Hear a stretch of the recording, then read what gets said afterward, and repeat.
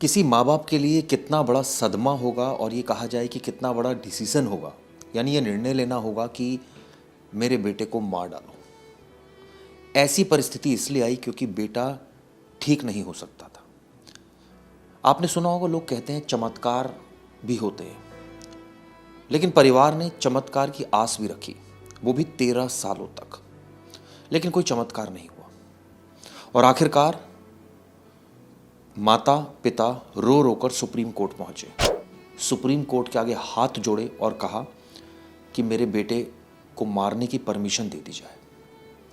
लेकिन medically supreme court ने सारे तथ्यों को सुना और आखिरकार एक ऐतिहासिक फैसला सुनाया, इच्छा मृत्यु का। हरीश राणा की बात कर रहे हैं।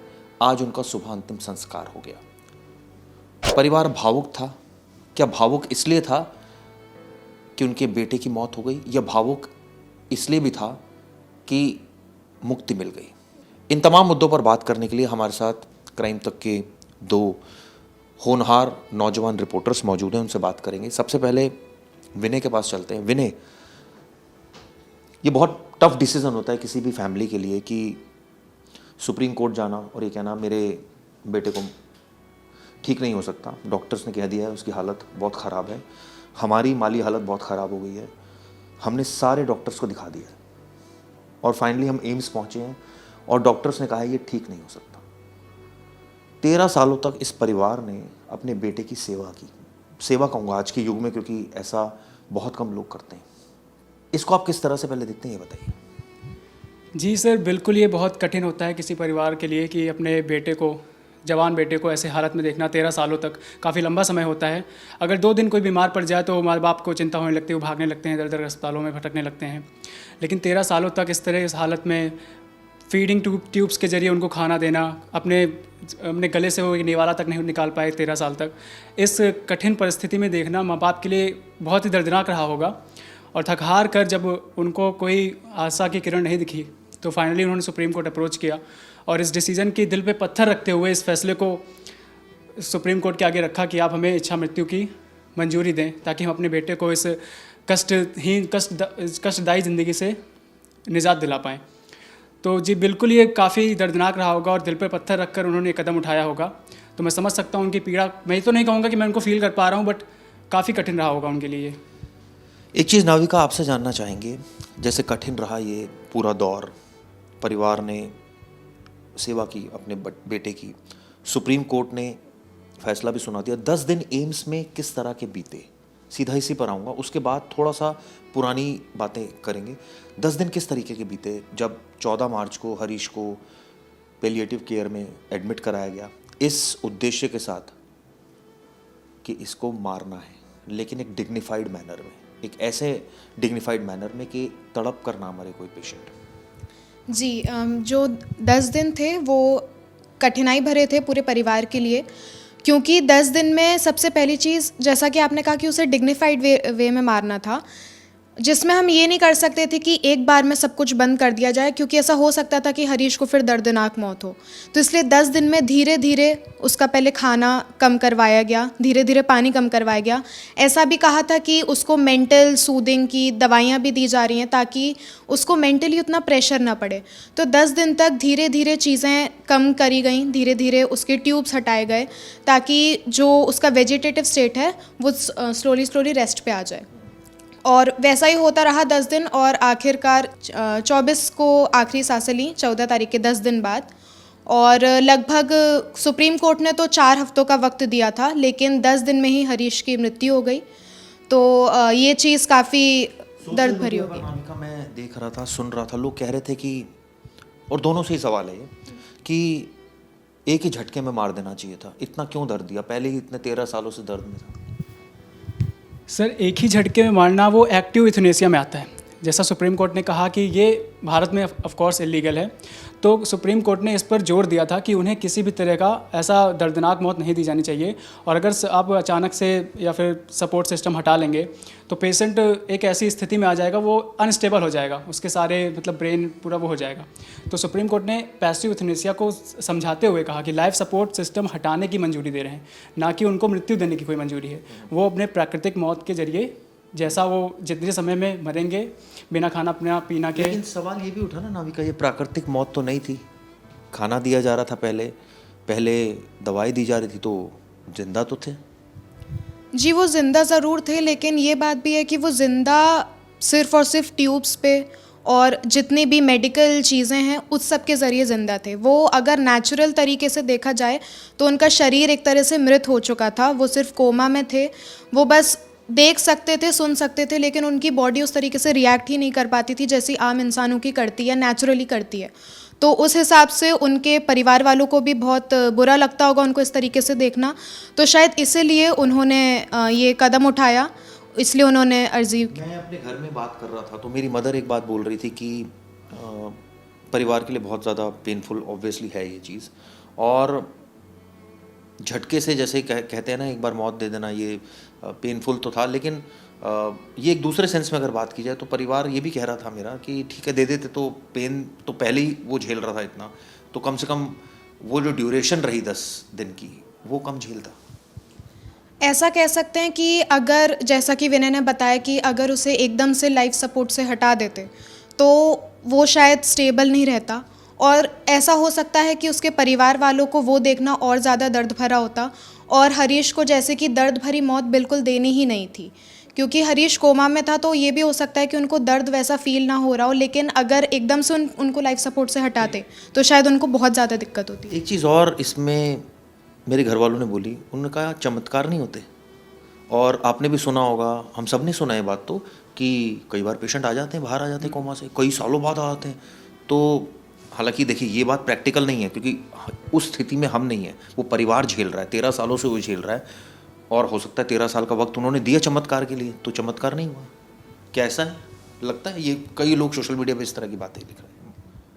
अब वो तो हर किसी के एक तो मेडिकल कंडीशंस और लक वाली बात भी होती है, क्योंकि जैसा कि आपने कहा कि चमत्कार होते हैं, बट हो सकता है कि अब वो आस हरीश में और हरीश के घर वालों में ख़त्म हो गई हो, इसीलिए उन्होंने ऐसा कदम उठाया हो। आप क्या सोचते हैं सर 13 सालों तक एक जिंदा लाश जैसे बेटे को खींचना, इस कष्ट भरी ज़िंदगी में खींचते रहना फीडिंग ट्यूब्स के सहारे, बिल्कुल उनके माता पिता भी नहीं चाहते होंगे कि उनका बेटा इस स्थिति में और आगे बढ़े, या ऐसे ही गरिमापूर्ण जिसकी ज़िंदगी की हम बात करते हैं कि एक डिग्निटी के साथ रहना जीना, वो नहीं मिल पा रही थी उसे।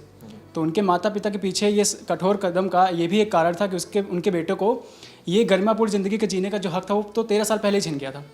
महीनों तक अस्पताल में, पहले उसका जब 2013 में ये केस हुआ था, दुर्घटना जब हुई थी, कई महीनों तक उसको अस्पताल में भर्ती कर रखा गया था। लेकिन उसके बाद घर वाले जब डिस्चार्ज कर दिया गया उसको, तो उन्होंने घर में ICU जैसा सेटअप बना के रखा था अपने बेटे के लिए। तो इतने 13 साल तक इस ICU सेटअप को बनाए रखना, आर्थिक तंगी भी, उन्होंने अपनी जमी पूरी जितनी जमा पूंजी थी उसको भी लगा दिया। तो माता पिता के लिए एक आर्थिक बोझ जो नहीं चाहते थे वो ऐसा हो, लेकिन वो भी बढ़ता चला गया एक समय के बाद। तो ये जो डिग्निफाइड मौत का जो 2018 का कॉमन कॉज का केस था, सुप्रीम कोर्ट ने ये भी कहा कि right to die with dignity, ये भी एक हमारा राइट्स है, एक हमारा अधिकार है ये। तो इस अधिकार के तहत, और जो आपने पहले क्वेश्चन किया कि उन्हें तुरंत क्यों नहीं मौत दे दी गई, वो भी पहले ही दर्द तो हो ही रहा था 13 साल से, अचानक फिर से एक दिन में सब खत्म हो जाता। लेकिन फिर वो डिग्निफाइड डेथ ना होती सर, वो अचानक से उनको मार देना, लाइफ सपोर्ट सिस्टम हटा देना, पेशेंट को अनस्टेबल कर देना। एक तो वो 13 साल से ऐसे ही बेचैन। सोशल मीडिया पे लोग तो ये भी लिख रहे हैं कि, और कह रहे हैं कि एक दूसरे सेंस में वो ठीक है कि पेशेंट झेल रहा है, सब चीज़ें झेल रहा है, लेकिन जिंदा तो था, दवाई के ज़रिए जैसे भी जिंदा तो था, ज़िंदगी तो चल रही थी। अब आपने जब धीरे धीरे डाइट कम की, धीरे धीरे आपने मेडिसिन कम की, तो अनस्टेबल तो किया आपने, किसी स्टेबल नहीं कहूँगा आदमी को, लेकिन एक अनस्टेबल आदमी को और अनस्टेबल कर दिया, ये कहूँ तो ठीक रहेगा सर। सुप्रीम कोर्ट ने ये भी कहा था, और जो बोर्ड बना था दिल्ली एम्स के डॉक्टरों का, स्पेशलिस्ट डॉक्टरों का, उन्होंने ये इस बात का ज़रूर ध्यान रखा कि पेशेंट्स को कहीं भी दर्द ना हो। वो टाइम पर सेडेटिव्स जो थे दे रहे थे उनको लगातार, कि अगर पेशेंट को दर्द हो रहा है तो उसका वो पूरा ध्यान रख रहे थे कि पेशेंट को ऐसी कोई तकलीफ़ ना हो, और जिससे वो गरिमापूर्ण मृत्यु को ना छू सके। तो इस बात का पूरा ध्यान रखा जा रहा था।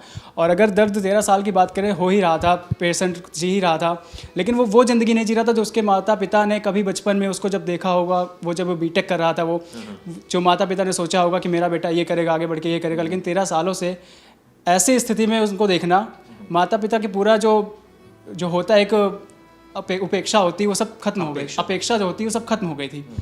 तो ऐसी ज़िंदगी में उन्हें खींचते रहना फीडिंग ट्यूब्स के सहारे, उनकी माँ ऐसे उनको फीड कराना, ये एक सर मतलब खुद मार्मिक होता है देखना सामने वालों को कि ऐसे हमारा बेटा जी रहा, ना बोल पा रहा, ना हिल पा रहा है, जिंदा लाश की तरह वो बिस्तर पर 13 सालों से है, मूवमेंट नहीं कर पा रहा है। तो माता पिता के लिए काफ़ी ये दर्दनाक रहा होगा। तो ऐसे खींचते रहना लगातार उनके भी लिए कठिन था और माता पिता के लिए भी कठिन था।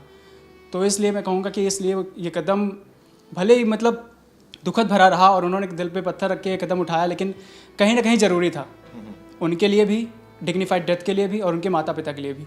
अब उनके पास अपॉर्चुनिटीज़ हैं। मैं ये तो नहीं कहूँगा कि हाँ अब वो खुश रह पाएंगे। ऑफकोर्स 13 सालों तक आप जिसकी सेवा कर रहे थे वो बिस्तर पर घर में नहीं है। इसी सवाल पर आ रहा हूँ, नाभिक का थोड़ा बहुत रिलीफ भी होगा।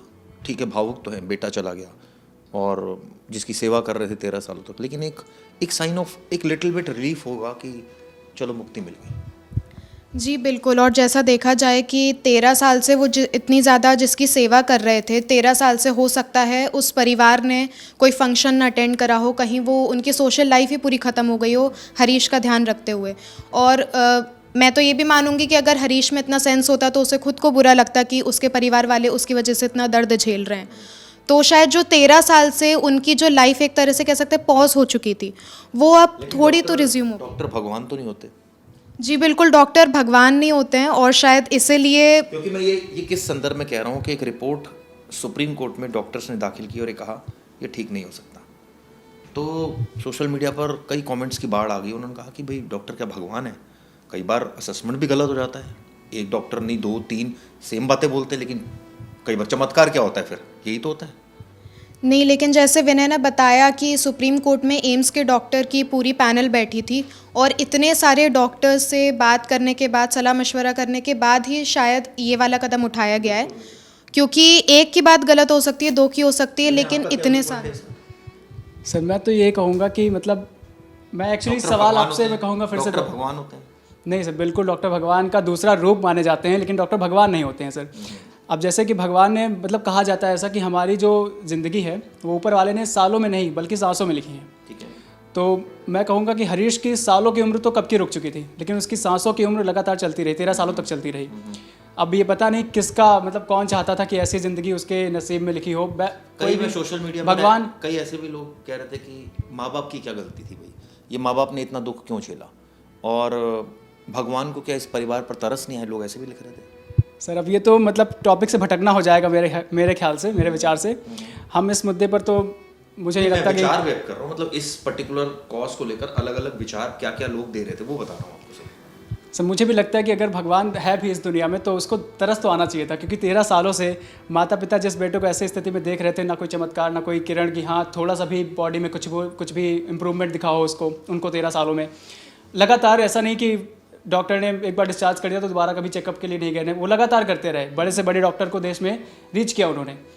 लेकिन ऐसी स्थिति में कोई इम्प्रूवमेंट ना आना और रिकवरी की 1% से भी कम पॉसिबिलिटी थी इसमें, तो ना होना चमत्कार। अब मैं इस पर तो मेरे पास कोई जवाब नहीं कि ये क्यों नहीं हुआ, चमत्कार क्यों नहीं हुआ, भगवान होते हैं तो चमत्कार करते हैं, मिरेकल क्यों नहीं हुआ। So I am speechless in this context. 10 दिन तक परिवार ने झेला और फाइनली डेथ हुई। पहले तो मैं जानना चाहूँगा प्रोसीजर क्या रहा 10 दिन का, मतलब दोनों से जानना चाहूँगा क्योंकि आप लोग दोनों ने रिसर्च करी, क्या मेडिसिन कौन सी दी जा रही थी और वो कितनी कितनी कम की गई और बॉडी में उसके क्या रिस्पॉन्ड आ रहे थे, और उसके बाद बॉडी अगर जैसे विनय ने कहा कि अनस्टेबल ना हो, उसको स्टेबल करने की कैसी कोशिश होती है ना? सर पहले तो सबसे पहले इनको जो फीडिंग ट्यूब से, जिसको ट्रेकियोस्टोमी ट्यूब कहते हैं, उससे जो खाना दिया जा रहा था उस नली से, उसको बंद किया गया धीरे धीरे। फिर अगले दिन और नहीं सर, थोड़ा कैप लगी थी उनके ऊपर, ट्यूब वो डिटैच नहीं की गई थी उनकी बॉडी से, ट्यूब लगी थी, कैप लगा के बंद कर दिया गया था। फिर धीरे धीरे पानी की मात्रा भी कम की गई जिससे वो अपना नेचुरल रूप से, नेचुरल वे में अपनी अंतिम सांसों तक पहुँचें। ठीक है। तो धीरे धीरे, और बाकी इस ताकि उन इस पूरे प्रोसेस के दौरान उनको कहीं दर्द ना हो, इसका पूरा ध्यान रखा जा रहा था। टाइम पे उन्हें शायद मुझे मेडिसिन का नाम तो एग्जैक्टली नहीं पता है, लेकिन कुछ सेडेटिव्स उन्हें दिए जा रहे थे ताकि पेन को कम किया जा सके, पेन रिलीविंग मेडिसिन उनको दी जा रही थी। तो इस तरह से अब अचानक, और डॉक्टर्स ने कहा था कि 2-3 हफ्तों का वक्त लग सकता है इसमें, लेकिन अभी करीब 2 हफ्ते हो चुके हैं इस फैसले को आए और पैलिएटिव केयर में उनको ले गए हुए। तो मेरे ख्याल से ये जो हुआ, अब पेन तो उनको कम कर ही रहे थे, दवा दे ही रहे थे, तो ये दुखद तो है एक्चुअली, दुखद तो है ही, बट ये दर्दनाक नहीं हुआ, मतलब तकलीफ से रहित था। ठीक है।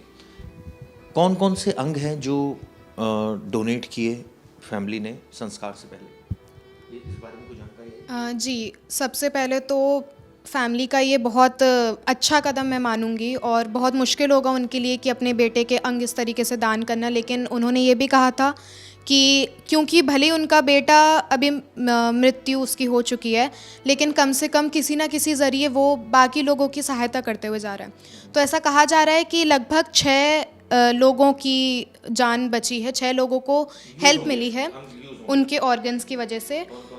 और मेनली जो ऑर्गन्स जो अभी तक न्यूज़ में आए हैं, जो हर जगह बताए जा रहे हैं, वो है उनके कॉर्नियाज, जो कि अपनी आँखों की जो ट्रांसपेरेंट लेयर होती है जिससे हमारी आँखें बची रहती हैं, कॉर्नियाज, और हमारी हार्ट की वॉल्स, जिससे हमारा जो ब्लड फ्लो रहता है वो प्रॉपर फंक्शन करता रहे, वो हार्ट की वॉल्स भी डोनेट करी गई। कहीं कहीं ये भी आ रहा है कि शायद किडनी और लंग्स भी डोनेट की गई हैं, इसकी पूरी पुष्टि नहीं हुई है। तो इसका मतलब तो ये माना जाए कि बाकायदा ये सारी चीज़ें अगर बॉडी से निकाली गई होंगी तो पोस्टमार्टम हुआ होगा, क्योंकि तभी संभव है, इसके बिना तो संभव ही नहीं है। सर, हार्ट वाल्व के लिए ऑपरेशन ऑफ कोर्स ज़रूरी है, और आँखों की कॉर्निया जैसे जो ट्रांसपेरेंट लेयर होती है, जैसा कि नविका ने कहा, तो उससे दूसरे जो हैं उनको सहायता होगी, उनकी आँखों की रोशनी वापस आ सकती है कॉर्निया से। और हार्ट वाल्व का जो काम होता है, हार्ट वाल्व का काम होता है कि ब्लड को सही दिशा में पहुंचाना। जैसा कि सभी जानते होंगे शायद कि 4 चैम्बर होते हैं हार्ट में, उन चारों चैम्बर में ब्लड जब फ्लो होता है तो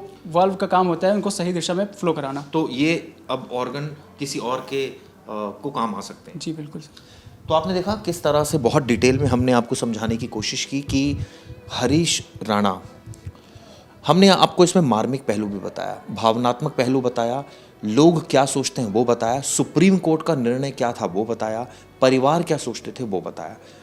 हम आपके ऊपर सोचते हैं कि आप इनके अलावा भी कुछ और आपके दिमाग में आइडियाज़ हों तो हमें कमेंट करके ज़रूर बताइएगा। हमारा मकसद इस खबर के ज़रिए ये बताना था कि ये ऐतिहासिक फैसला तो था ही, ये घटना सीखने को बहुत कुछ दे गई। एक आदमी के समर्पण, एक आदमी ने जो पेन झेला, परिवार ने जो समर्पण किया, उसके लिए सेवा की, स्वार्थ रहित मैं इसको कहूँगा, ये अपने आप में एक मिसाल है। आप लोग क्या सोचना ज़रूर बताइएगा। धन्यवाद।